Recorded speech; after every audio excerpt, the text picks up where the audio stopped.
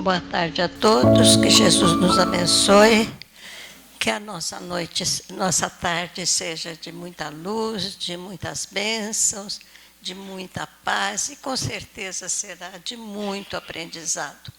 Vamos nos preparar para a tarde de hoje, mas antes temos uns recados para vocês. Primeiro, eu gostaria de lembrá-los da evangelização. A evangelização nossa está em férias até agosto. Em agosto ela recomeça, mas passou para sábado de manhã, às 9 da manhã. A mocidade continua na quinta à noite. O brechó, nós prometemos uma liquidação, mas deixamos para fazer depois, porque estava meio complicado agora. Então, a gente avisa quando fizer a liquidação. O sebo completou 1 ano e está fazendo uma promoção. Quem comprar 2 livros, leva 3. Os livros estão bem baratinhos e vale a pena até dar uma olhada se ainda não conhecem. É lá no fundo, na sala 2, no outro prédio. E nós temos um recado que o Zé Macir vai dar para vocês. Muito obrigada. Irmãos, que todos estejamos em paz. Vim falar da pizza, lógico, né? Estamos na reta final, essa é a última semana. Eu não vou falar que a pizza é deliciosa, que acho que todo mundo sabe, né? Não vim falar que ela custa só R$ 40. Também não vim falar que ela é de presunto e mussarela, ou então de calabresa, né? Não vou falar que é sábado, a partir das 11 horas, dia 19, que a gente vai estar entregando, né? E a gente confecciona aqui no sábado pela manhã. Não vou falar nada disso, né? Eu vim fazer um apelo, pedir a ajuda de vocês. Essa promoção da pizza é para a gente arrecadar fundos para a manutenção do Consolador. Acho que todo mundo percebe que está sempre tudo arrumadinho, em ordem, né? E isso tem custo. E para as atividades assistenciais que a gente faz. O Consolador, se vocês não sabem, né? Tem hoje cerca de quase 50 famílias em situação de extrema pobreza e que a gente ajuda mensalmente com alimentos, com material de higiene, enfim. E é através dessas promoções que a gente arrecada fundos para tudo isso. Quem aqui não comprou a pizza ainda nossa? Levanta a mão aí. Todo mundo já comprou? Eita! Gente, a gente falta 200 e poucas pizzas, mais de 200 pizzas para a gente fechar o que a gente precisa. Então, eu vim hoje pedir a colaboração. E se cada um comprar 3 pizzas, né? A gente comprou a pizza outro dia, né? Compramos 2 pizzas, R$ 170. Com R$ 170 aqui, compra 4 pizzas nossas, ajuda todo esse trabalho bonito que o Consolador faz. Então eu vim aqui fazer um apelo, né? Se cada um comprar 3 pizzas, já ajuda muito e a gente consegue fechar o que a gente precisa, tá bom? Contamos com a colaboração de vocês. Obrigado.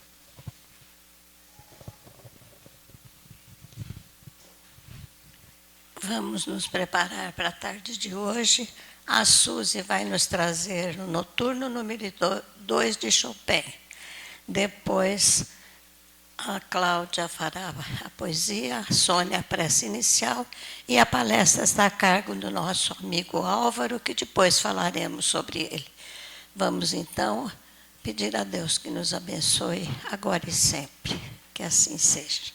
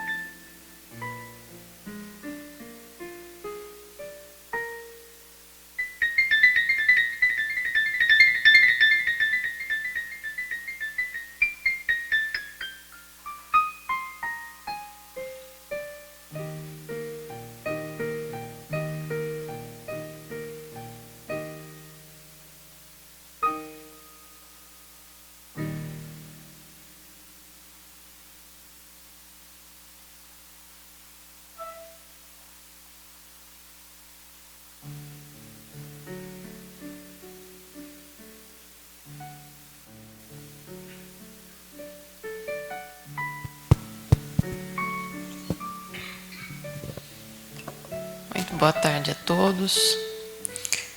Nós trazemos para essa tarde um poema intitulado, na verdade, um soneto intitulado Agora, de Alta de Souza. Agora, enquanto é hoje, eis que fulgura o teu santo momento de ajudar.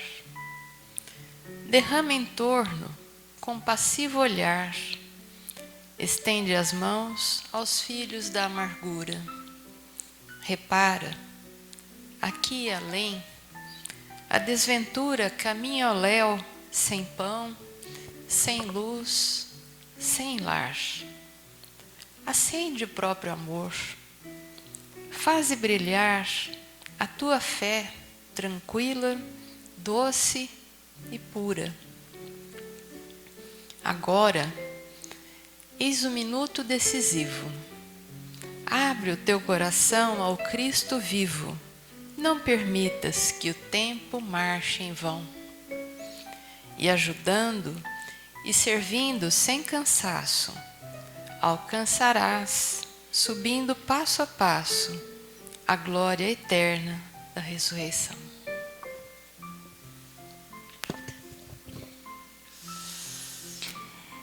Envolvidos pela música e pela poesia, vamos elevar nosso pensamento até Jesus e agradecer imensamente por estarmos aqui hoje reunidos para mais uma tarde de estudos. Pedimos à espiritualidade amiga desta casa que ampare o nosso irmão Álvaro, que carinhosamente nos preparou a lição da tarde. E agradecidos que estamos por essa oportunidade, vamos orar. Pai nosso que estais no céu, santificado seja o vosso nome. Venha a nós o vosso reino, seja feita sempre a vossa vontade, aqui na terra como em toda parte. O pão de cada dia dai-nos hoje. Perdoa, Pai, as nossas dívidas, à medida em que perdoarmos os nossos devedores.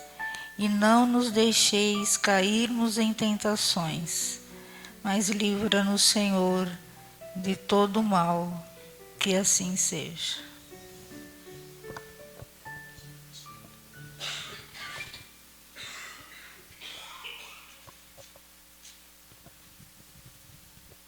Álvaro Anísio Mesquita, residente em Barra Bonita, estado de São Paulo, trabalhador do Centro Espírita Cristão em Barra Bonita, aposentado do Banco do Brasil, espírita desde os 18 anos de idade, se dedicando hoje mais às palestras que faz onde for convidado. Vamos passar a palavra a ele, envolvendo com muito carinho na nossa melhor vibração. Álvaro, Deus te abençoe. Boa palestra. Alô? Está saindo.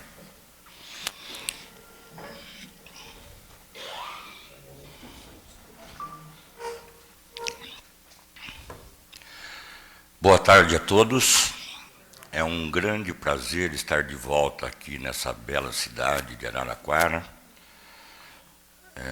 Joguei muito futebol aqui quando era garoto. E um prazer estar aqui no Consolador. E eu tenho o costume de dizer para as pessoas, depois que eu tive o segundo infarto, que eu não nego mais nenhuma festa.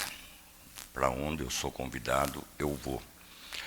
Só que a festa que eu mais gosto não é o churrasco, não é o boteco, não é essas coisas. É isso que nós estamos fazendo aqui agora. A gente não percebe como é importante a nossa ligação com o mundo espiritual. E quando Jesus diz que onde 2 ou mais estiverem reunidos em meu nome, lá eu estarei. Enquanto a gente vai conversar aqui, com certeza, muitos amigos espirituais estarão trabalhando com a nossa mente. Né? A minha, no caso de expor, e a de vocês, no caso de receberem a mensagem e elaborarem essa mensagem.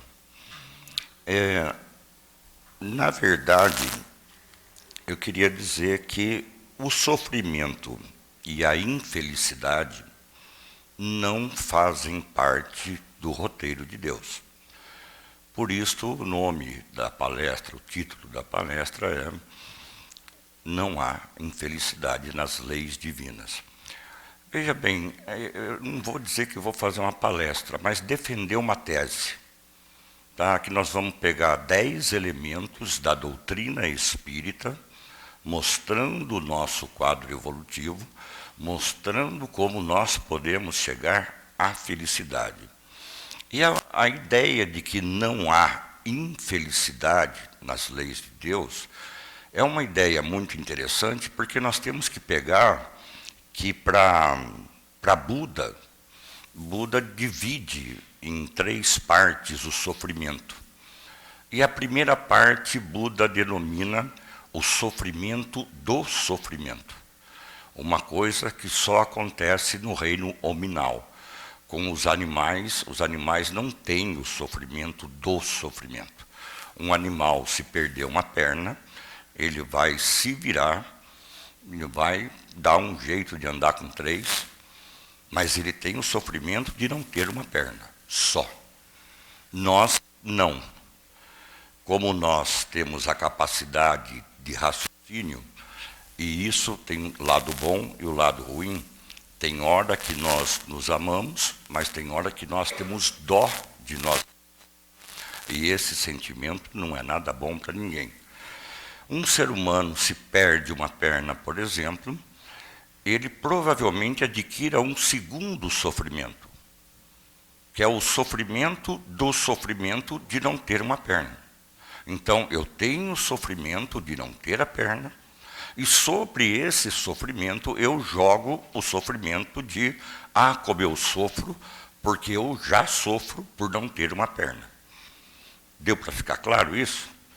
A maior parte de nós faz isso. A gente, às vezes, faz um edifício, tá, de argumentos para mostrar como a gente não está bem. E como Jesus dizia que os nossos olhos são a candeia do nosso corpo, se os nossos olhos forem bons, todo será luz, mas se os nossos olhos forem trevas, que trevas serão o nosso corpo. A questão da felicidade ou infelicidade está extremamente ligada à maneira que nós observamos o mundo, a maneira que nós observamos o planeta Terra que nós vivemos, a maneira que hoje nós podemos observar esse universo enorme do qual a gente faz parte. Lógico que com a ciência e a tecnologia avançando do jeito que estão, o que acontece? A gente passa a ter uma noção muito diferente de um monte de coisa. Deus, por exemplo, quando Deus foi criada a ideia de um único Deus, esse Deus tinha que ser maior do que os deuses dos povos pagãos. Tá? Esses deuses, como ficavam no Olimpo, no Monte Olimpo, que era o monte mais alto da Terra, tá? A ideia de um Deus que fosse maior que todos esses deuses juntos foi colocá-lo no céu, acima daqueles deuses pagãos, porque era um só que tinha que ser melhor que todos os outros juntos, certo? Só que naquela época, a ideia que se tinha do nosso planeta, nem se falava em planeta, a ideia que se tinha da Terra é que a Terra era plana, não que a Terra era redonda. Tá? Até a ideia do inferno foi criada em cima dessa hipótese, da hipótese de a Terra ser plana. Então, Deus fica em cima, quem estiver contra Deus fica embaixo. Com a ciência de hoje, o que nós fazemos agora? Quem está no inferno nesse exato momento, com essa tese tão antiga? Nós ou os japoneses? Com a Terra redonda, e um único Deus que se preocupe só com a Terra, esqueça o resto do universo, tá? Onde estaria posicionado para nos dizer se é nós que estamos no inferno agora ou se é os japoneses? Se nós estamos de cabeça para cima ou de cabeça para baixo? Tá? Então, essas ideias, a gente tem que estar trabalhando as novas ideias. Por isso é muito importante o estudo, tá? Como no Espiritismo. Toda a parte ética e moral do Espiritismo é tirada de Jesus, né? Se a gente pegar o Evangelho segundo o Espiritismo, tirando os quatro primeiros capítulos, não vim destruir a lei, meu reino não é desse mundo, há muitas moradas na casa do meu pai e tal, e tirando o 28º, que é um capítulo que os espíritos procuram, Allan Kardec também, nos ensinar a orar, né? Todos os outros capítulos do Evangelho segundo o Espiritismo são baseados no Sermão da Montanha, que está aonde? Está em Mateus, Bíblia, Novo Testamento, primeiro deles, Mateus, do capítulo 5º ao 7º. Agora eu vou fazer só uma pequena enquete. Quem já leu os 4 evangelhos, levanta a mão, por favor.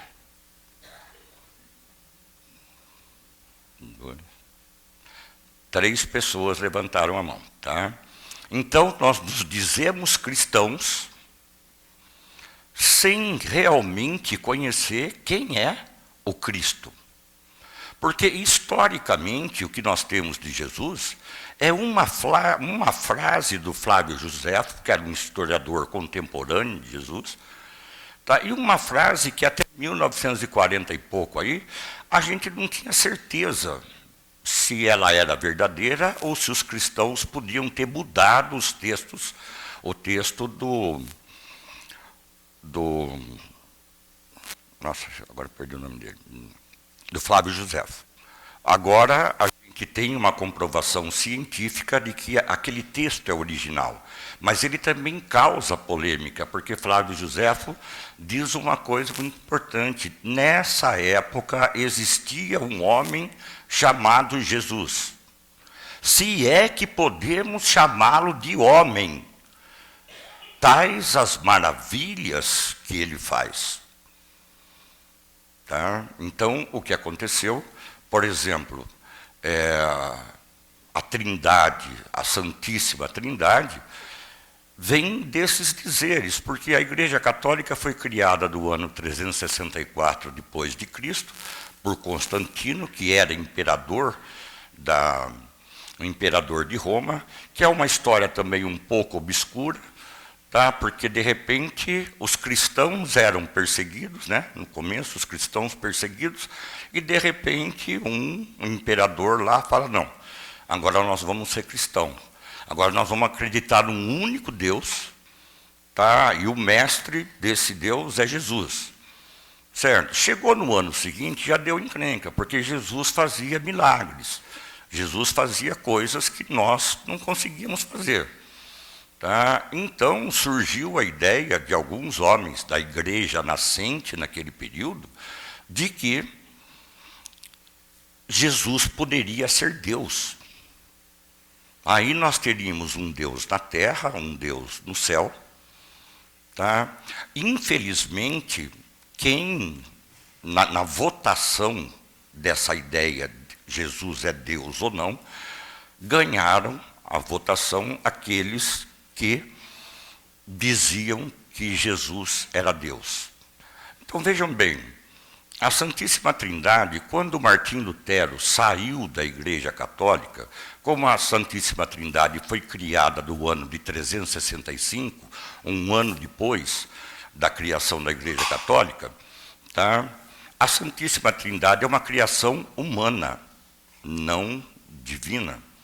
É dos homens que dominavam aquele início do cristianismo, tá? Que escolheram qual evangelho nós temos que ler, escolheram as coisas que a gente tinha que seguir e esconderam isso do povo por muito tempo, porque as Bíblias eram em latim e o povo não sabia ler nem a própria língua que eles usavam, falavam, mas não sabiam escrever e não sabiam ler, então ficavam à mercê daqueles que tinham o poder religioso.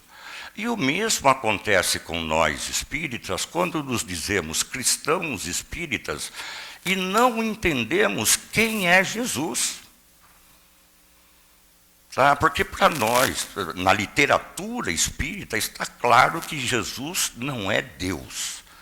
Que Jesus é o maior Filho de Deus que já passou por esse planeta. Um espírito que só encarnou, ele nunca reencarnou na Terra. Ele só esteve aqui uma vez. E num tempo, como isso é tudo muito bem planejado no mundo espiritual, Jesus esteve aqui num tempo que ele sabia que as histórias dele iam correr através dos tempos. E agora, 2025 anos depois, nós estamos discutindo as ideias de Jesus, né? Então, Martim Lutero, na separação da Igreja Católica, ele levou a Santíssima Trindade também, né, para os que começaram a seguir Lutero. Ele levou a Santíssima Trindade junto. Só que a Santíssima Trindade tem uma coisa interessante, que é o meio. É um Deus no céu, um Deus na terra e um meio estranho, o Espírito Santo. A gente ouve, lê nos evangelhos, alguma coisa de Jesus falando do Espírito Santo, mas muito pouca coisa.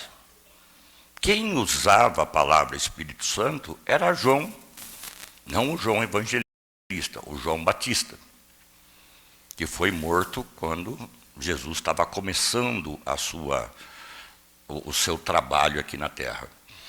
Então, vejam bem, nós temos que começar a entender um pouquinho de história, um pouquinho de filosofia, mas entender quem é Jesus dentro do lugar que ele morava, dentro da época em que ele viveu aqui na Terra. Tá? Porque Jesus, ele nem falava com as pessoas usando a língua judaica. Tá? Ou ele usava o grego koiné, ou ele usava uma outra língua lá, que agora o nome fugiu, o aramaico, tá? Ou ele usava o aramaico. Tanto é que todos os escritos que nós temos acesso, que vieram da Igreja Católica, tá? Todos aqueles escritos estavam feitos em grego koiné, um grego um pouco diferenciado do grego comum, porque era uma língua comercial. O aramaico e o grego, né, era uma língua comercial. Então, os pagãos conheciam, né, os povos em volta da Judéia conheciam, e os judeus também conheciam. Então, Jesus, para facilitar a ideia de levar sua mensagem, ele começou a usar esses vocábulos, em vez de usar a língua de um único povo. Né? Porque ele sabia que aquilo que depois vinha Paulo de Tarso. Paulo de Tarso, 13º apóstolo de Jesus, nós temos que contar que o Paulo de Tarso, hoje, ele abriria um McDonald's em cada esquina. Tá? A gente fala, por que Jesus não usou os outros 11 apóstolos que sobraram para levar a mensagem para o povo pagão? Porque eles tinham outro tipo de trabalho. Quem era muito inteligente, muito sagaz, muito doidão mesmo, era Paulo de Tarso. Enquanto era Saulo de Tarso, ele queria matar os cristãos, né, através do apedrejamento. E quem leu Paulo e Estevão, quem não leu, leia, que vale a pena, mas quem leu vai ver que Saulo de Tarso acabou matando Estevão, que era irmão de Abigail, e Abigail era noiva de Saulo. Olha o tamanho das loucuras que aconteceram aí. Mas o mais importante, pela sagacidade de Saulo, é quando ele cai do camelo ou do cavalo, é uma coisa que a gente não sabe, porque na região que ele estava lá, diz que não passava cavalo, só camelo. Outros dizem que ele caiu foi do cavalo. Agora, para nós, pouco importa de que animal ele caiu. Importa que ele bateu a cabeça e viu aquele clarão. E naquele clarão ele pergunta, quem és tu? E ele fala, eu sou Jesus, aquele a quem você persegue. E no mesmo instante, Paulo não hesitou. O que queres que eu faça, mestre? Tá? O maior caçador de cristão, ele não hesitou naquela visão. Ele não parou para ficar pensando, pô, será que é Jesus? Será que não é? Tá? Na hora ele já... Porque conforme ele perseguia os cristãos, ele aprendia cristianismo. Tá? É um negócio muito interessante isso. Então, essas pessoas, qual a diferença desses espíritos, os que seguiram Jesus mais de perto, para nós, nos dias de hoje? Tá? A diferença é que alguns conviveram com ele. E como Jesus, ele sempre causava um tipo de impressão diferente, uns o olhavam e o odiavam, outros o olhavam e o amavam imediatamente. Ele tinha uma coisa que hoje poderíamos dar o nome de carisma, que era um negócio impressionante. Ele envolvia as pessoas, envolvia mesmo, né? E então nós tivemos todas essas coisas registradas aí, não lemos, não aprendemos, porque achamos que Jesus morreu para dirimir os nossos pecados, o que é uma mentira deslavada, porque Jesus não tem culpa das besteiras que eu faço. Quem responde pelas besteiras que eu faço sou eu. Tá? Seria uma injustiça. Jesus tem que responder pelas besteiras que todos nós fazemos. Ainda mais no estágio evolutivo que estamos, que não são poucas besteiras. Né? A gente, às vezes, tem um histórico pesado por trás da gente. Então, e nem por isso somos pessoas más. Como diz o Mário Sérgio Cortella, né, o teu erro não te define. Porque no momento que você errou, você podia não conhecer aquilo que você estava discutindo ou brigando, podia estar nervoso por um outro problema. Então, o nosso erro não nos define. O que nos define é a vontade de sair do erro e buscar o acerto. Isso define o espírita. Tá? O espírita não é aquele que é um anjo, mas é aquele que faz de tudo para poder vencer-se a si próprio. Tá? Então, nós vamos ver uma coisa interessante nesse negócio do bem. O sofrimento e a infelicidade, nós temos que fazer essa diferença que eu falei do Buda. Para o Buda, infelicidade era qualquer tipo de sofrimento ou dor. Para nós espíritas, não. Para nós espíritas, dor, sofrimento é uma coisa e infelicidade é outra coisa. Né? Porque nós podemos pensar, tem uma dor muito comum, mas que ela está misturada com a felicidade. Que dor é essa? A dor do parto. Tá? A mãe dando à luz a uma criança, ela está sofrendo fisicamente, mas ela está imensamente feliz que está nascendo o filho dela. Tá? Então, nós não podemos achar que quando estamos sofrendo ou estamos doloridos, estamos infelizes. Porque isso no mundo que nós imaginamos hoje não existe. Quando a gente fala de Jesus, eu falo de pegar lá e ler os evangelhos para conhecer Jesus, é porque as coisas que ele fazia, as coisas que ele falou, o Sermão da Montanha é uma carta que, olha, o Gandhi, que para mim é um homem excepcional, o Gandhi, que não era cristão, ele mesmo disse que se todas as obras sacras fossem perdidas do mundo e sobrasse só o Sermão da Montanha, nada estaria perdido. E ele não era cristão. Tá? Agora, uma vez, numa reunião entre governantes e religiosos que aconteceu na Europa, um fanático cristão quis pegar o Gandhi de calça curta. E ele falou para o Gandhi, Gandhi, como é que a gente faz para disseminar na Índia o cristianismo? E ele achou que com isso ele ia botar Gandhi numa sinuca de bico, na resposta. E Gandhi respondeu tranquilamente, falou, ó, duas coisas só. Primeiro, a gente anunciar Jesus como ele era, de verdade, e não como pode ser. Tá? E segundo, a gente agir igual Jesus, cristão agindo igual o seu mestre. Se os cristãos fizerem isso, o cristianismo não vai entrar só na Índia, vai entrar em todo o resto do lugar. Agora, por que o mal vigora, mesmo 2/3 da sociedade humana sendo cristão? Por que o mal vigora? Só pela maldade dos maus? Os maus são muito poucos perto dos bons.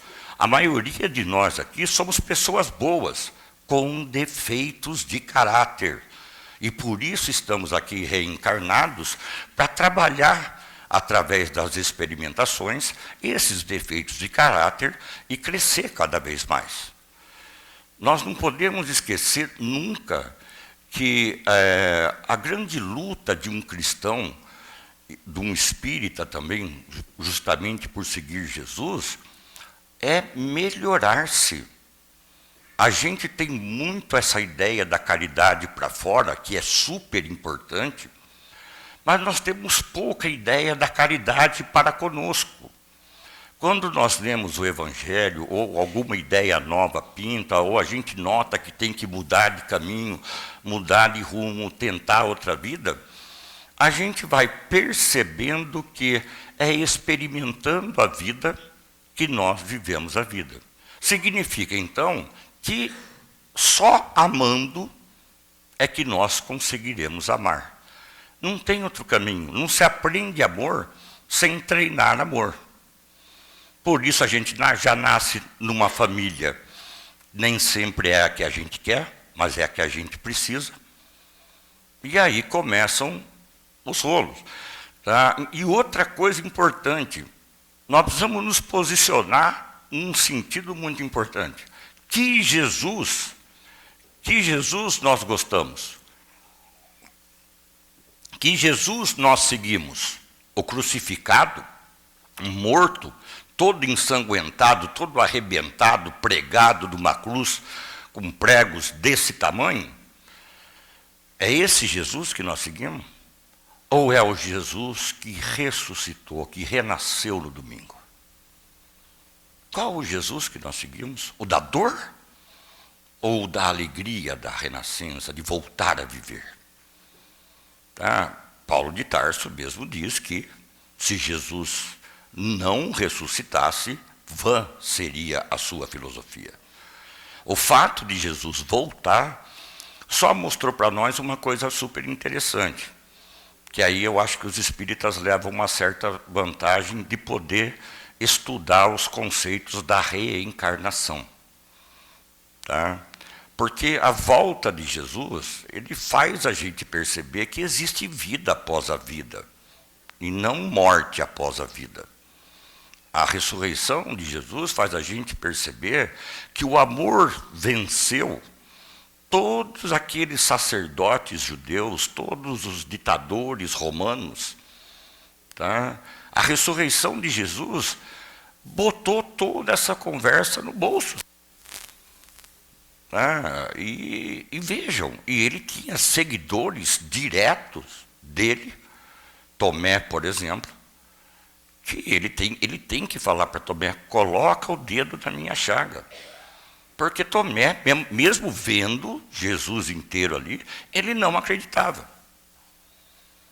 É como a maioria de nós, que a nossa fé não está embasada na razão, só em algum sentimento ou em algum tipo de emoção, tá? E aí a gente fica indo e vindo entre o Cristo crucificado e o Cristo renascido. Então nós precisamos optar qual é o Cristo que eu sigo. E uma coisa que a gente fala errado, Jesus Cristo, não é isso. Cristo não é sobrenome de Jesus. Na verdade, Jesus era Joshua Bar Yosef, Jesus, filho de José. Que é assim que eles montavam os nomes naquela época. Quando Jesus sai de Nazaré, ele fica conhecido em outras regiões como Jesus de Nazaré. E até o Friedrich Nietzsche, um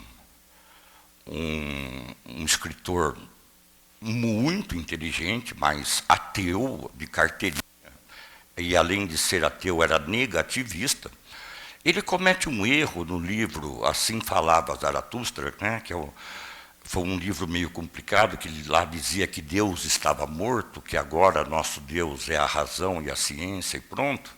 Ele fala que o único cristão morreu na cruz. Olha, um filósofo como Nietzsche, que é estudado no mundo inteiro, ele comete um erro incrível, porque Jesus não era cristão. Jesus era um fariseu, ele estudou junto com os judeus. Ele não era cristão. A palavra cristão surgiu aproximadamente 60 anos depois que Jesus foi embora. O que é um cristão? É um seguidor do Cristo. O que significa Cristo? O ungido, o esperado, o libertador. Então, se é esse o Jesus, o ungido, o esperado, o libertador, não pode ficar na nossa mente a ideia de que o Jesus que eu estou tentando usar para que minha vida melhore, os conceitos dele que eu estou tentando usar para que minha vida cresça e, por consequência, a vida daqueles que convivem comigo, não pode ser o Jesus que está na cruz. Tem que ser o Jesus que reviveu. E usando uma ideia do Haroldo Dutra Dias, quem ainda gosta de usar o crucifixo, não há problema nenhum. Só que pega um papelzinho e escreve embaixo, fui. Não estou mais na cruz, fui. Que quando Jesus se mostra de volta, é sinal que ele venceu todos os males humanos, principalmente a maldade humana. Então nós temos que ver que só existe um caminho, o caminho do bem. O mal não é caminho, o mal é descaminho, o mal é o amor que adoeceu. Então, vamos dizer que nós temos um copinho aqui, e esse copinho está cheio de amor. Significa que eu tenho amor para dar. E eu só tenho amor para dar quando eu me amo. Porque quando eu não me amo, o meu copinho não tem amor. Aí eu fico, quando a gente fala que uma pessoa é má, vai falar, o copinho dele é cheio de maldade. Não, é só um copinho vazio de amor. Só isso. Quando pega de novo o caminho do amor, volta a brilhar como todo mundo.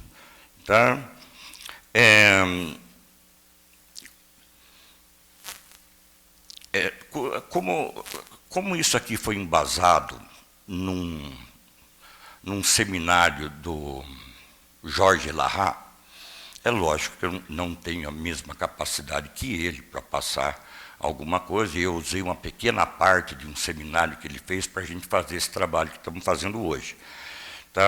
Mas nós precisamos entender que combater o mal não é combater o outro, aquele que nós chamamos de inimigo. Combater o mal é o combate que existe dentro de mim. É o combate que existe quando eu me conheço. Questão 919 e 919A do Livro dos Espíritos. Eu me conheço. Eu sei quando estou agindo errado ou não. E conforme a questão 621, onde está escrita a lei de Deus, na consciência, nós sabemos quando estamos errados. Só que está escrito que Deus criou o homem à sua imagem e semelhança, e isso nunca aconteceu. nós criamos Deus à nossa imagem e semelhança, significa que no mundo, no planeta Terra, nós temos quase 8 bilhões de espíritos encarnados. E com certeza nós temos quase 8 bilhões de deuses diferentes. Tá? Jesus, quando falava do Pai, Jesus falava meu Pai, nosso Pai e vosso Pai. Quando Jesus falava meu Pai, aí não adiantava nem ir nesse churrasquinho aí, que a gente não ia entender nada. O nível era muito alto para nós. O 50º andar de um prédio lá, Jesus e Deus, e a gente na garagem do subsolo. Certo? Isso quando Jesus dizia meu Pai. Quando Jesus dizia nosso Pai, é o tantão que Jesus tinha de humildade, que ele se rebaixava até nós e nos erguia até próximo dele. Então ele falava de um Deus comum a ele e a todos nós humanos. E quando ele falava vosso Pai, ele estava se referindo, é lógico que na Terra não tinha esse monte de gente naquela época, mas a esses 8 bilhões de deuses que nós temos. Cada um tem o Deus que ele acha certo. Tá? A gente lê a mesma cartilha, mas pelo estilo de vida da gente, a gente percebe que o Deus que eu acredito não é o mesmo que o outro lá acredita. Porque eu aprendi de uma forma, porque eu apreendi de outra forma, porque eu segurei essa informação comigo, trabalhei aqui no meu pré-frontal, tá? E a minha inteligência, minha particular, é que monta o Deus que eu acredito. Por isso há uma diferença muito grande. Por isso se cultua até hoje esse Jesus crucificado. Tá? Quando, na verdade, não tem o que festejar com Jesus crucificado. Tem que festejar o Jesus do domingo. Esse é meu Jesus. Tá? E para que serve o Espiritismo, então, para nós? Tá? O Espiritismo é uma escola. Está lá, capítulo 6 do Evangelho segundo o Espiritismo. Espíritas, amai-vos. Eis a primeira instrução. Espíritas, instruí-vos. Eis a segunda, porque o amor também, jogado de qualquer jeito, sem ter um direcionamento correto, pode fazer loucuras também. Tá? Então a gente precisa tomar um cuidado. Por isso que amai-vos e instruí-vos estão juntos. Só que o amai-vos vem primeiro. Aí nós vamos pegar, por exemplo, o Livro dos Espíritos. Quem aqui já leu todas as 5 obras básicas do Espiritismo, na sequência, o Livro dos Espíritos, o Livro dos Médiuns, o Evangelho segundo o Espiritismo, o Céu e o Inferno, Penas e Gozos Futuros, e a Gênese, mesmo nem contando obras póstumas, dos livros que Kardec participou assim. Quem já leu todas essas obras? Vocês estão vendo a dificuldade nossa? E nós nos dizemos espíritas, sem conhecer exatamente o que o Espiritismo está trazendo para a gente.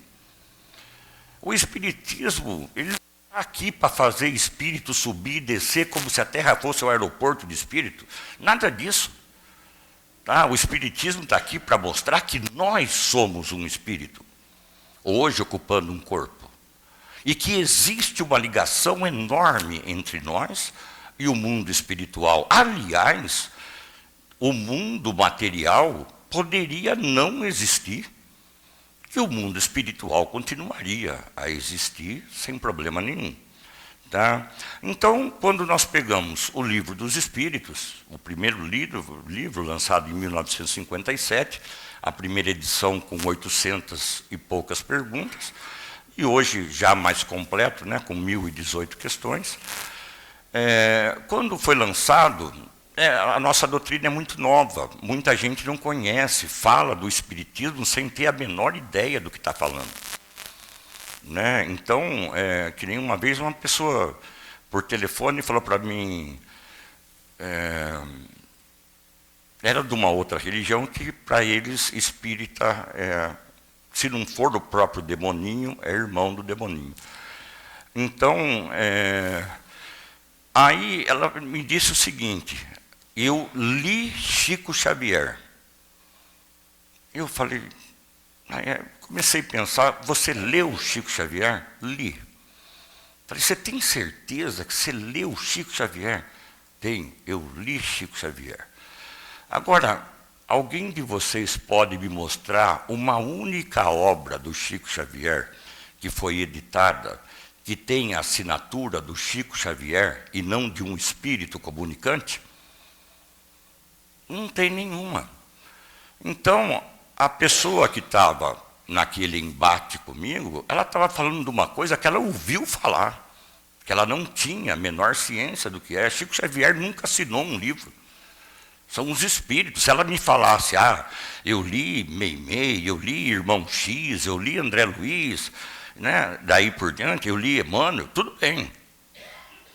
Mas li Chico Xavier é meio estranho. Aí eu também sou ruinzinho, por isso que estou nessa terra aqui, né? E aí eu falei, você já leu o Pentateuco? E Pentateuco é uma coisa que até nós espíritas não conhecemos a palavra. Penta, 5, teuco, sabedoria. A sabedoria espírita está ali em 5 livros. O que tiver nos 5 livros que eu citei aqui é espiritismo. O que não estiver nesses 5 livros não é espiritismo. Pode até ter presença de espírito, comunicação de espírito, mas não, se não estiver nesses livros, não faz parte da doutrina espírita, porque a doutrina espírita não é dona da comunicação dos espíritos. A doutrina espírita estuda essa comunicabilidade que nós, encarnados, temos com o mundo desencarnado. E quando a gente diz que o espiritismo venceu a morte, nós não estamos dizendo que o espiritismo faz alguém reviver, porque para mim quem venceu a morte foi Jesus. Tá? Ele foi o primeiro que ganhou da morte, que a gente tem certeza que ele voltou, né? Então, a ideia básica que nós precisamos ter aí, no estudo disso, como eu falei para vocês, 10 elementos dentro da doutrina espírita que mostram que aquele Jesus crucificado já foi. Que aquele Jesus amoroso que voltou é que domina o nosso coração, se a gente quiser. Tá? Então nós vamos perceber, pegar o Livro dos Espíritos, ele é dividido em introdução, primeiro livro, segundo livro, terceiro livro, quarto livro e conclusão. Do terceiro livro, que trata das leis morais, foi onde surgiu a ideia do Evangelho segundo o Espiritismo. Mas quando a gente vai ler o Evangelho segundo o Espiritismo, se nós já lemos o Sermão da Montanha, nós vamos ver que o Allan Kardec foi extremamente inteligente, porque o capítulo 5º, que é quando começa a se falar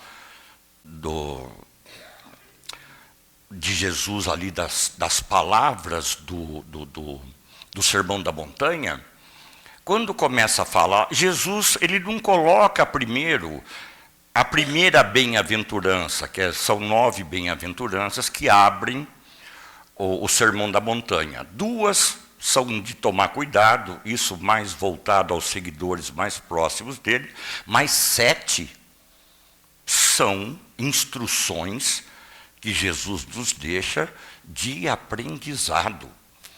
A primeira fala sobre a humildade, que é a primeira coisa que nós precisamos treinar para conseguir conhecer outra coisa. A segunda, ela fala, bem-aventurados os que choram, e ela fala daquelas pessoas que choram, mas não choram de raiva. Daquelas pessoas que choram porque, se comprometendo-se com si próprias, elas colocam, ali atrás eu tomei alguma atitude errada, alguma decisão errada. Eu fiz algo que não foi legal. Aí volta na questão 919, conhecer-se a si próprio. Tá? Para eu poder me perceber. Então, em vez de ficar com a minha consciência pesada por causa do mal que eu fiz, se eu me conheço, o que vai acontecer? Pesou a consciência, doeu, eu vou lá e faço a reparação,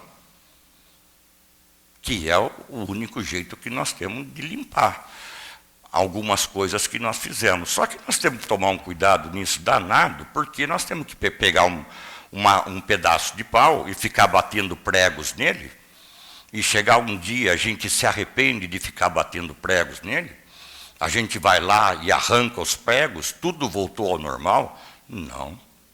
Os furos ficaram lá. E essa é a nossa responsabilidade com o nosso semelhante. Os furos que nós fazemos nos nossos semelhantes. Tá? Porque esses furos nós não tiramos. É só ele se reformando que consegue, através do perdão, tirar. Mas, voltando ao livro dos Espíritos, no livro 3º, das leis morais, das leis naturais, a questão 614, que abre esse capítulo, a pergunta é a seguinte: o que se deve entender por lei natural?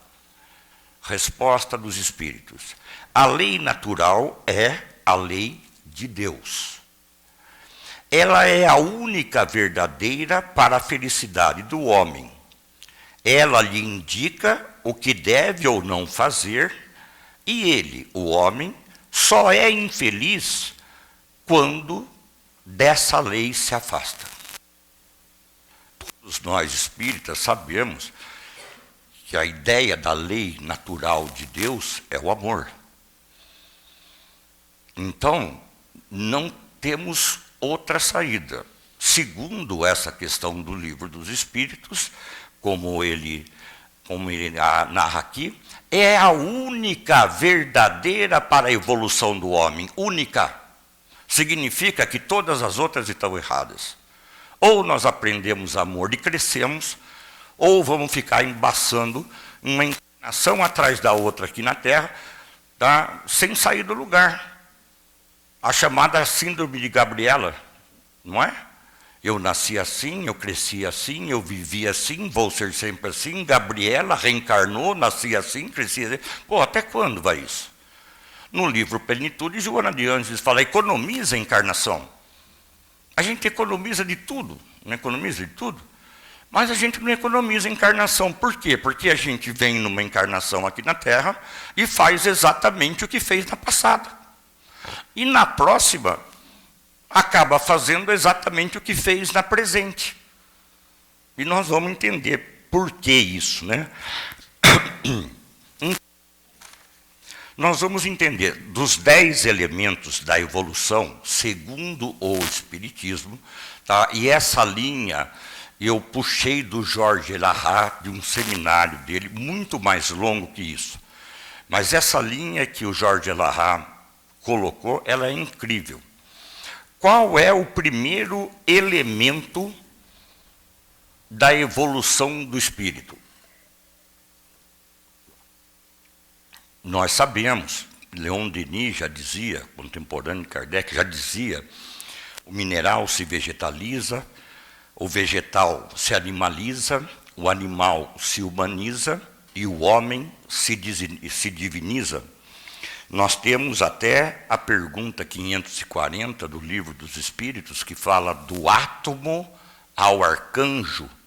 E no final da resposta, que é uma resposta longa, o Espírito diz o seguinte: é assim que tudo serve, assim que tudo se encaixa na natureza, desde o átomo primitivo até o arcanjo, que começou pelo átomo. Admirável lei harmônica da qual o espírito limitado ainda não pode entender o conjunto. Então, como nós fomos criados, quando saiu, vamos esquecer até a parte animal, saímos da questão animal e nós passamos para o Homo sapiens sapiens, né? O homem que pensa, o animal que pensa. Tá? Como nós fomos criados? Todos nós, simples, ignorantes. A gente só tinha o instinto que é uma espécie de inteligência rudimentar, porque eu digo, o que determinados animais fazem aí, por aí, faz melhor que um monte de ser humano.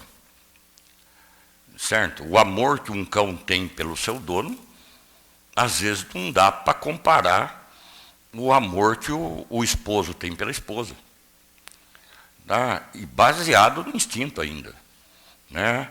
Mas o instinto é um tipo de inteligência bem primitivo. O homem inteligente vem a partir do homem. Como fomos criados?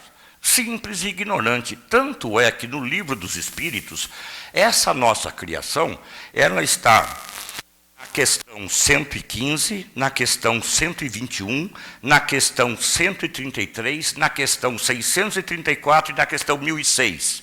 Por que eu estou citando as questões? Que para mostrar que do começo ao fim do livro dos Espíritos, Allan Kardec e os Espíritos não mudaram nada em relação à nossa criação como ser inteligente. Fomos criados simples e ignorantes. Então nós somos todos iguais. Não tem esse negócio de raça, de sexo, de nacionalidade, de nada. Uma encarnação nós nascemos mulher, na outra a gente nasce um homem, porque nós vamos ter que aprender os dois lados. Numa encarnação a gente nasce como um escravo, né? E na outra talvez nasça como era no Brasil antigamente, um senhor de senzala mais caridoso com os seus vassalos. Certo? Segunda coisa, nós nascemos simples e ignorantes, e como eu falei para vocês, nós estamos estudando 10 elementos da evolução. Qual o segundo passo da evolução? Qual o método que Deus colocou para que a gente possa evoluir? Isso está na pergunta 120 do Livro dos Espíritos. A pergunta é a seguinte: todos os espíritos passam pelo mal antes de chegar ao bem? Ó, a pergunta: todos os espíritos passam pelo mal antes de chegar ao bem? E os espíritos respondem: pelo mal, não, mas sim pela fileira da ignorância. Tá? Então nós estamos na Terra para diluir a ignorância e trazer para nós a inteligência, certo? Então, qual é esse método que Deus usa para que a gente faça isso? É a experimentação, é experimentar. Nós experimentamos amor em pedacinhos, para um dia chegar a ter aquele amor universal que Jesus nos mostrou. Nós ainda não temos aquele amor. Tá? A gente vê um bêbado caído na rua e fala: ó, que safado, bebe, cai aí. Olha o julgamento que nós estamos, parece que nós somos deuses. Mas alguém já parou o carro, botou o bêbado lá dentro, levou ele para o hospital, né, tomar alguma coisa que botasse ele em pé, depois pega e leva para Alcoólicos Anônimos e vê se resolve a questão. Deus não quer o final do pecador. Deus quer o final do pecado, mas a recuperação do pecador. Isso era uma maneira que os católicos usavam para falar antigamente, mas essa ideia continua. A gente não quer que o pecador se arrebente, a gente quer que o mal acabe, mas que aquele chamado de pecador, ou que fazia o mal, aprenda a fazer o bem. Tá? Então, como a gente faz isso? Experimentando, experimenta na família. Por exemplo, eu tenho 20 anos de idade e fico rezando a Deus que me dê paciência. Eu rogo a Deus paciência. Aí eu passo no concurso público, que eu também vinha rezando para Deus para eu poder passar no concurso público. Eu passo e chego lá, 20 anos, molecão ainda, sento naquela mesa que vai ser minha por 30 anos, tá? Fico ali e continuo rezando, pedindo paciência. No dia seguinte que eu tomei posse do meu cargo, naquela repartição, colocam um cara sentado na mesa ao lado da minha. Um chato de galocha. aquele chato que não dá para aguentar de tão chato que é. E o outro estava pedindo a Deus para ter paciência. Se 30 anos ao lado de um chato desse, ele não aprender a ter paciência, só na outra encarnação. Certo? Porque Deus não dá de presentinho a paciência, Ele dá situações para que a gente treine e adquire. Não sei se seria adquirir ou já trazer de nós mesmos. Encontrar em nós mesmos a paciência. Então nós temos que tomar cuidado. O Pai Nosso tem que tomar cuidado. Tá? Porque tem um lugar no Pai Nosso que Jesus fala, perdoa as nossas dívidas, assim como nós perdoamos aos nossos devedores. Nós condicionamos, eu estou pedindo a Deus que me perdoe conforme eu perdoo outra pessoa. E eu tenho uma mágoa enorme de um picuá lá, de um rapaz, não entra na minha cabeça. Quando eu estou pedindo perdão para mim sem perdoar aquele, eu estou rezando contra mim.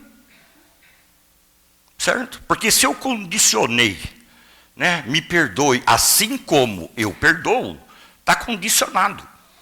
Tá? Uma coisa está ligada à outra. E eu, quando estou muito bravo com alguém e vou rezar o Pai Nosso, eu pulo essa parte. Porque o que ela faz com a gente? Tá? Ela nos compromete. Ela nos compromete. Tá?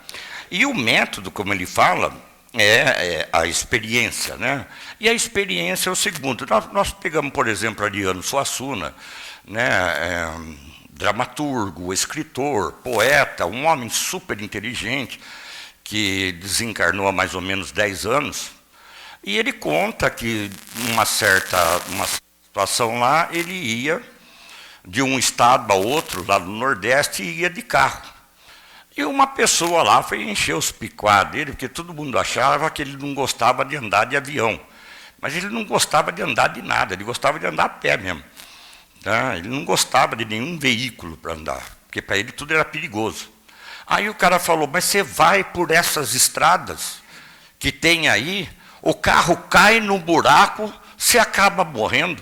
Aí ele respondeu, pior é o avião, que onde ele vai o buraco acompanha. Certo? E a nossa vida é isso. A nossa vida é esse risco de estar voando com o buraco nos acompanhando. Tá? Porque nós temos motivos para fazer coisas boas, mas também somos tentados em muitas outras coisas que temos uma dificuldade grande. Por isso a experiência. Mas qual o objetivo de Deus que nos criou simples e ignorantes e que nos coloca aqui na Terra para treinar essa experiência de amor um com o outro? Qual é esse objetivo de Deus? Tá? É a felicidade. Capítulo 4, se eu não estou enganado, do Evangelho segundo, ou terceiro do Evangelho segundo o Espiritismo. Eu até tenho aqui. Capítulo 3, há muitas moradas na casa de meu Pai. Então, nós experimentamos aqui na Terra, e hoje nós entendemos o que é há muitas moradas na casa de meu Pai. Porque nós temos um universo de aproximadamente 12 bilhões de anos. Nós temos um universo com sextilhões de galáxias. A nossa Via Láctea, que é ínfima no meio desse universo, tem 200 bilhões de estrelas, e cada estrela é um sol, que tem seus planetinhas rodando à sua volta igual o nosso Sol. Nós moramos num bracinho da Via Láctea, que se fosse Marília não passava nem caminhão de lixo. E nós temos a arrogância de falar que nós sabemos alguma coisa sobre o universo. A estrela próxima, para cruzar a Via Láctea, que é pequena, na sua horizontal, nós levaríamos 100 anos-luz. Sabem o que é 100 anos-luz? 100 anos andando a 350 mil quilômetros por segundo. Sem parar para ir no banheiro, sem pisar no freio, sem fazer uma reta só. 100 anos. 100 anos-luz. Aí a estrela mais próxima do nosso Sol, ela está a 8 anos. 8 anos-luz. Em 8 anos eu posso chegar lá, desde que eu ande a 350 mil quilômetros por segundo. Então, o nosso lugar de experimentar é aqui. E experimentar para quê? Para ser feliz. Feliz é uma ideia já da criação divina. Quando amarmos de verdade, seremos felizes. Ao extremo. Tá? Então, veja bem, o objetivo de Deus conosco é a felicidade. Mas como eu vou garantir o objetivo de Deus comigo é a felicidade? Como é que eu chego nessa ideia de felicidade? Tá? Qual a garantia? A garantia é a questão 621, que a consciência está em nós espírito. Tá? Essa consciência, ela já nos traz a lei divina.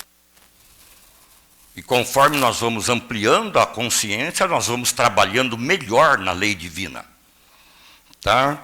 Então, vejam bem, assim como Clarice Lispector assina logo após o seu poema, assim como Picasso assina num cantinho do seu quadro, eles dão, é a vida deles que está ali, eles deram a vida àquelas coisas. Tá? Trouxeram à vida aquelas coisas. Deus assinou com a nossa consciência. Nos trouxe a vida com essa ideia da consciência. Tá? Mas aí pode surgir uma pergunta interessante. Se nós estamos experimentando, que é para a felicidade, para a nossa felicidade, certo? O método é a experiência, o objetivo é a felicidade, a garantia é a consciência. Então, se Deus é bom, se está querendo a nossa felicidade, a coisa mais linda do Espiritismo é isso. Todo mundo vai ser feliz um dia. Aqueles que vocês pensaram agora que não vão, vão também. Tá? Todo mundo vai ser feliz um dia. Nem que seja nosso inimigo hoje, mas ele vai ser feliz um dia, tanto quanto eu. Então, essa inimizade já não serve para nada. Tá? Então, por que Deus não nos dá já e fala, está aqui sua felicidade, vai para sua casa e se vira? Porque a evolução pede de nós uma condição. É a única condição, é a única imposição. Tá?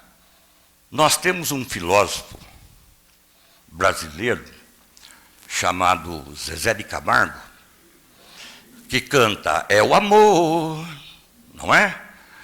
É esse amor, tá, que é a condição.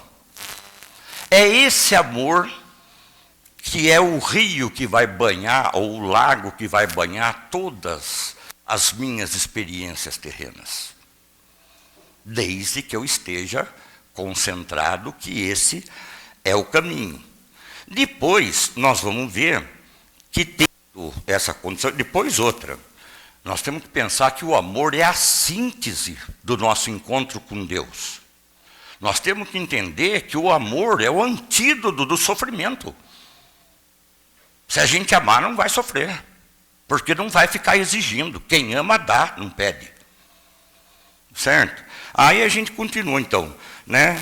Nós já temos a experiência, a experimentação, a felicidade, a garantia da felicidade, a condição, que é o amor, mas sabemos que vai ser impossível ser feliz sem amar, nesse universo de 12 bilhões de anos que nós conhecemos até agora, e a ciência fala até em multiversos.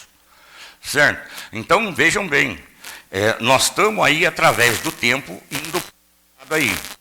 Aí, quando a gente pega, né, a condição é o amor, mas para que a gente possa experimentar o amor, nós precisamos de um recurso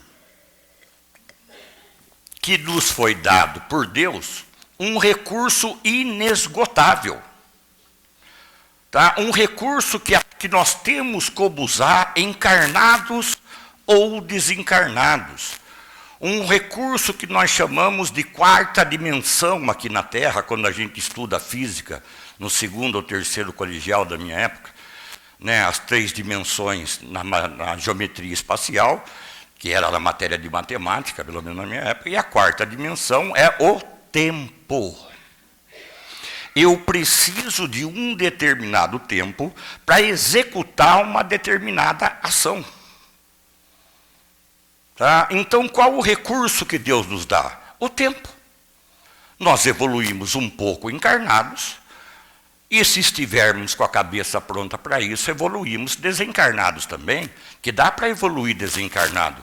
É só pegar o nosso lar, ver o estado precário que André Luiz chegou no umbral, tá? E depois toda a ciência que André Luiz mostrou, através do Chico Xavier, é que evoluiu muito. Mas nós precisamos da Terra para quê? Para dar certeza que nós evoluímos, porque na Terra nós temos uma vantagem, que é o esquecimento parcial do passado. Então, eu já sei se eu sou bom ou não, só de olhar para o espelho, porque eu não conheço as besteiras que eu fiz lá atrás. Quem eu machuquei, quem eu não machuquei, porque a pergunta que nós temos na vida, por que faço isso? Pergunta errada. É para que faço isso? Para que sou cristão? Para que sou espírita? É para melhorar esse mundo, senão o único sentido de um trabalho humano, remunerado ou não, é prestar um serviço a alguém. É quebrar o galho de alguém. O único. Tá? O único trabalho que nos dá alguma ideia, mesmo que seja profissional, mas é estar prestando algum serviço a alguém lá no final do produto. Não é? Aí, esse recurso, uma estratégia que Deus trabalha com esse recurso. A essa estratégia, nós damos o nome de reencarnação. Aqui a gente aprende, no mundo espiritual aprende também, mas no mundo espiritual a gente planeja uma encarnação. Então nós temos alguns fatos da nossa vida que não fazem parte de livre escolha, não. Eles vão acabar acontecendo. Nós escolhemos antes de encarnar. Tá? Esses fatos, a gente pode errar em alguns, né? Mas acertar em outros. Mas a gente pode errar, por exemplo, eu ia casar com tal pessoa, nós planejamos isso no mundo espiritual, nós vamos nos casar, ter filho, vai acontecer isso, mas de repente eu mocinho, vejo aquela moça bonitona, ricona, esqueço os meus ideais aqui na Terra e caso com uma outra pessoa. Aí o que acontece é um rebuliço no mundo dos espíritos, porque tem que replanejar tudo de novo para que a gente não continue fazendo besteira. Certo? Olha como a gente dá trabalho para o mundo espiritual. Certo? E aí nós temos, depois do tempo, a estratégia a reencarnação, precisamos de uma coisa que nos leve adiante, de um roteiro para seguir, o que devo ou não fazer. E o que é esse roteiro que nós temos para seguir, nós, cristãos, no mundo ocidental? É Jesus o roteiro, é o Evangelho o roteiro. Se eu estou agindo dentro do Evangelho, ética e moralmente, eu estou seguindo o roteiro adequado. Tá? E ainda por cima, e aí nós chegamos no nono elemento, por isso podem se acalmar que vai terminar logo, nós chegamos no nono elemento, tá? Que é uma coisa que Deus nos deu também, que é super interessante, livre-arbítrio. Nós podemos escolher se nós queremos ser felizes ou não. Olha que doideira. Né? Nós estamos predestinados a ser felizes. Mas nós escolhemos a hora que vamos ser felizes. Quando? Quando eu começar verdadeiramente a amar, sem ficar exigindo nada em troca. Tá? E aí, vejam bem, então nós vimos até agora o quê? Somos criados simples e ignorantes. O método de evolução é a experiência. O objetivo de Deus é a felicidade, a nossa felicidade. A garantia é a nossa consciência. A condição é o amor. O recurso é o tempo, a estratégia é a reencarnação. O roteiro é o evangelho. E o livre-arbítrio, esse jogo de causa e efeito, nos mostra se estamos indo bem ou não. Porque se estamos sofrendo agora, como eu falava do Evangelho segundo o Espiritismo, o capítulo 5º fala do sofrimento.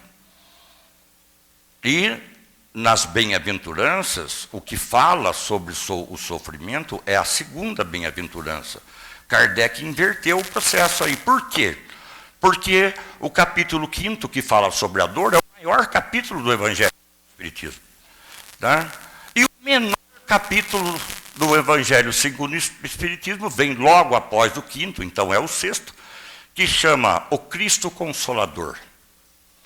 Então o que Allan Kardec pegou? A coisa que mais nos incomoda é a dor, explicou por que a dor acontece, e depois já colocou a ideia desse Cristo vivo do domingo. O Cristo Consolador. Tá? Então, o Allan Kardec, com os espíritos aí, foram ótimos estrategistas. Mas uma coisa está faltando. O que nós fizemos até chegar aqui na causa e efeito? Nós enchemos a carroceria do nosso caminhãozinho. Nós enchemos a carroceria do nosso caminhãozinho. Nós estamos com 9 elementos de solução. Mas falta um elemento. E esse elemento está baseado na questão 909 do Livro dos Espíritos. O homem poderia sempre vencer suas más tendências pelos seus próprios esforços? A resposta é esmagadora. Sim. E algumas vezes com muito pouco esforço. Tá? É a vontade que lhes falta. Como são pouco dentre vós os que se esforçam. Tá? Então, veja, nós estamos com o caminhãozinho carregado de informação para a gente poder trabalhar. E o que vai fazer com que esse caminhãozinho ande, se mexa, trabalha? A vontade. Nós não podemos perder a vontade de viver. Nós não podemos perder a vontade de amar. Nós não podemos perder a vontade de fazer esse mundo um lugar melhor. Não é receber do mundo uma situação melhor, é fazer desse mundo um lugar melhor. É fazer uma revolução através do amor. Não precisa empunhar armas para fazer revolução. Se o maldoso tem a maldade, o bondoso tem o amor. Na minha opinião, o amor é muito mais forte que a bondade. Então o mal existe por quê? Porque as pessoas fazem o mal também. Mas é porque muitos de nós, pessoas boas, não fazem o bem que precisariam fazer. Omissão. Vamos deixar de omitir a vida, gente. Vamos deixar de omitir a vida, porque é o seguinte, nós podemos voltar para a pátria espiritual a qualquer momento, basta um escorregão na saída, a cabeça no meio-fio, e eu já falo, nossa, onde eu vim parar? Né? Onde é que eu estou? Tá? Então, nós não temos certeza se estaremos vivos daqui a um minuto. Então, quando a Joana de Ângeles fala, economiza a encarnação, ela está dizendo, tenha vontade de viver, tenha gana de viver, estude, trabalhe, faça alguma coisa por você e pelo seu próximo. Por você e por aqueles que te cercam. Tá? Porque sem essa vontade, o amor é só uma palavrinha de um poema bonito. É essa vontade. Quero viver, quero melhorar, quero crescer, quero ser feliz e fazer feliz. Tá? É essa vontade que nos levará à tão almejada felicidade. Tá? E desculpem que eu passei da hora, mas aqui eu encerro minhas palavras, espero ter passado para vocês uns elementos baseados no Espiritismo, da nossa condição, da certeza que a felicidade vai acontecer, ou ora né, mais longo, talvez mais próximo, no nosso coração. Tá bom? Boa tarde a todos e obrigado por vocês me ouvirem.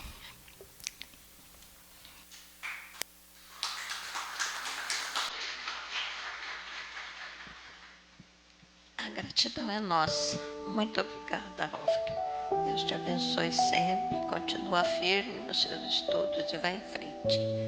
Muito obrigada. Deus te abençoe. Querido mestre, mais uma tarde, terminando esta parte do nosso trabalho, a nossa gratidão. Gratidão ao nosso amigo Álvaro, que nos trouxe uma lição tão preciosa. Pedimos, querido amigo, que abençoe o Álvaro, abençoando a sua família, seus entes queridos, seu lar, abençoando a sua vida de uma forma geral, para que ele continue firme nesses propósitos, nessas palestras e tudo mais. Pedimos, mestre, que o abençoe. Querido Jesus, abençoe cada um de nós que aqui está, abençoando nossos lares, nossos entes queridos, nossos familiares. Abençoando esta casa que nos acolhe com tanto amor. Abençoando os espíritos amigos que trabalham conosco nesta tarde, nos auxiliando, nos conduzindo, nos intuindo, nos auxiliando de todas as formas. Pedimos, mestre, que os abençoe, que eles possam sempre, através do trabalho que executam, crescer, aumentar sua luz e poder iluminar cada vez mais o nosso caminho. Pedimos, querido mestre, que abençoe a todos que aqui vêm, a todos que aqui trabalham, abençoando e pedimos esta casa como um todo. A você, mestre, a nossa gratidão por tudo que nos deu, pelo seu evangelho, que nos ensina a viver melhor, a seguir em frente o nosso caminho, a seguir os seus passos, seguindo o seu evangelho, as leis divinas. Auxilia-nos, mestre, abençoa-nos a todos e nos mostra, continue a mostrar o caminho, nos auxiliando sempre. Mas a nossa maior gratidão é a Ele que nos deu a possibilidade da reencarnação.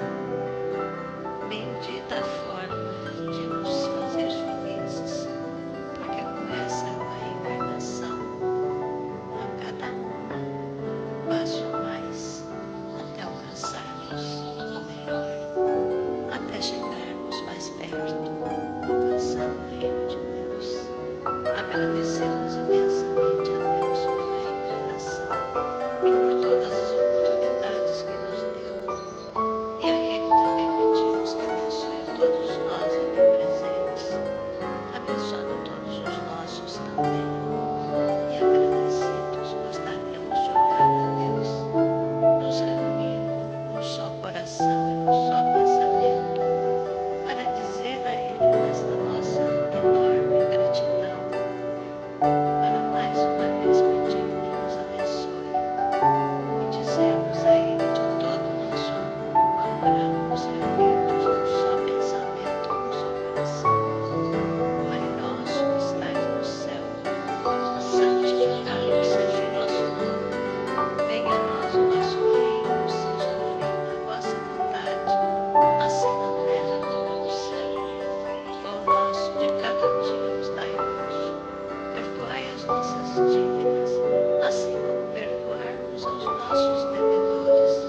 E não nos deixeis cair em tentação, mas livrai-nos de todo mal, que assim seja.